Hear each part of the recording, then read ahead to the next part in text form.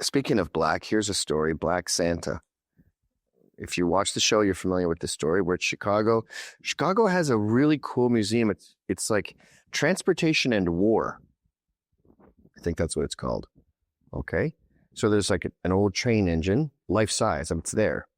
And then there's a tank and a boat, massive shit. When Chicago does stuff, they don't fuck around. Although New York has a giant whale in their fucking Museum of Civilization and Science or whatever it's called. So we go in there. My youngest boy is probably 4. Oh. You smell like poo and pee. So this would be 8 years ago now. Holy shit. Time flies, man. My son is a little man now. My son doesn't want to do stuff with me anymore. He's about to turn 13, which sucks. I actually use it as a punishment because you have to force kids to play now, which I guess you always did, right? When we were young, they just push you outside and lock the door. We were happy to be outside. But now I'm like, call your pals. He goes, I don't know if they can go out. Okay, well, we can go for a hike. Want to go for a hike with me? And he's like, hey, you guys want to go out? And he'll set something up because you can do chores with me, retarded handyman stuff. We can go for a hike. Nothing. Nope, doesn't want to do that. Like when my buddy Dale Aiken, his dad had promised him to take him fishing. And he didn't show up because his dad was a deadbeat. I showed you the painting of the dad, right? Here, I'll go get it.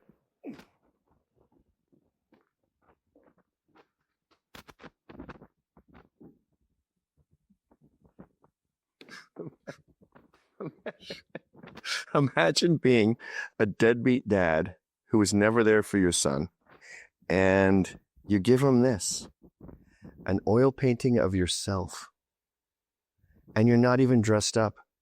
I'm dressed fancier than this oil painting.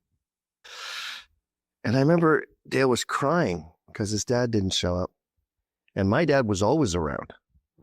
And I remember going, "I'm crying for you, fag. Your dad doesn't want to hang out. That's awesome news. That means we get to hang." I didn't understand.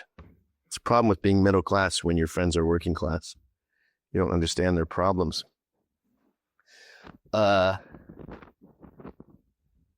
So we go to the Chicago Museum, and my wife was always booking things and organizing stuff. And we have to go here. And it's fun.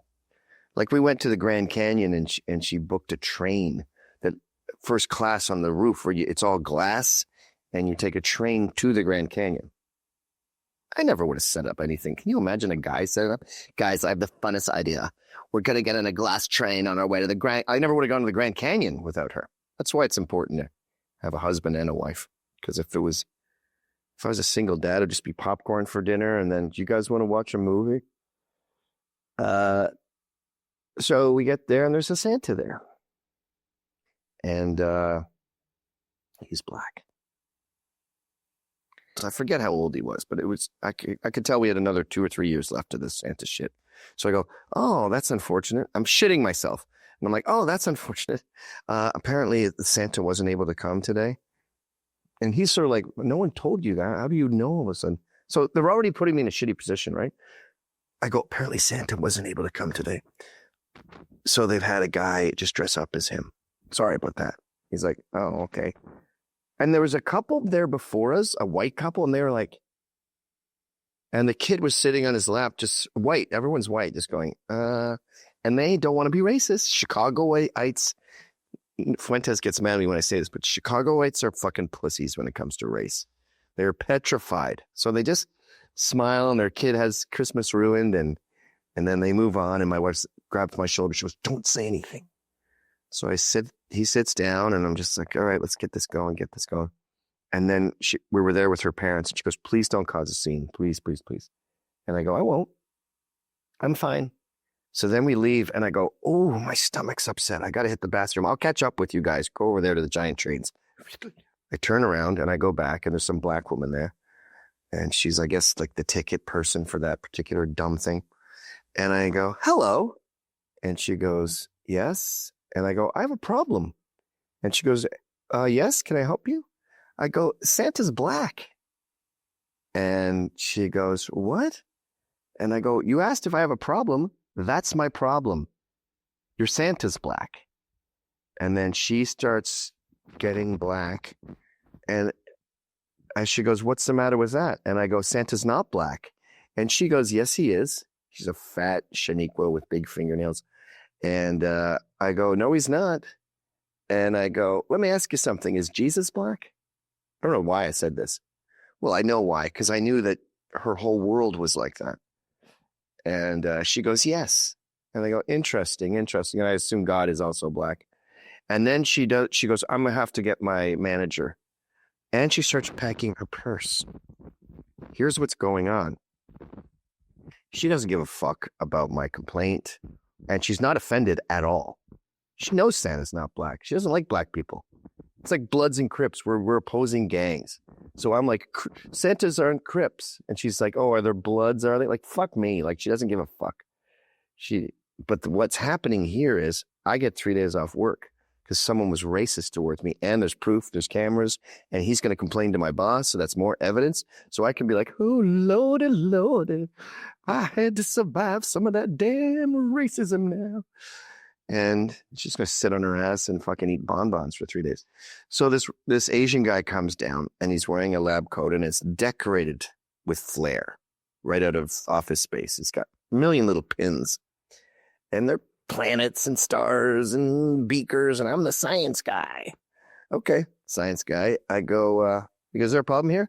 And I go, yeah, Santa's black. He goes, uh-huh. I go, Santa's not black. And he goes, ooh, he does this fucking TV thing. Like, what are you on that show, Third Rock from the Sun or whatever? He goes, it's a fictional character. So it's like when autistic people try to be human. And I go, okay, what if it was a chick? What about Santa had gigantic breasts and lipstick? And he goes, well, that's a hypothetical. I go, correct. And he goes, well, I can't imagine that. I can't imagine that.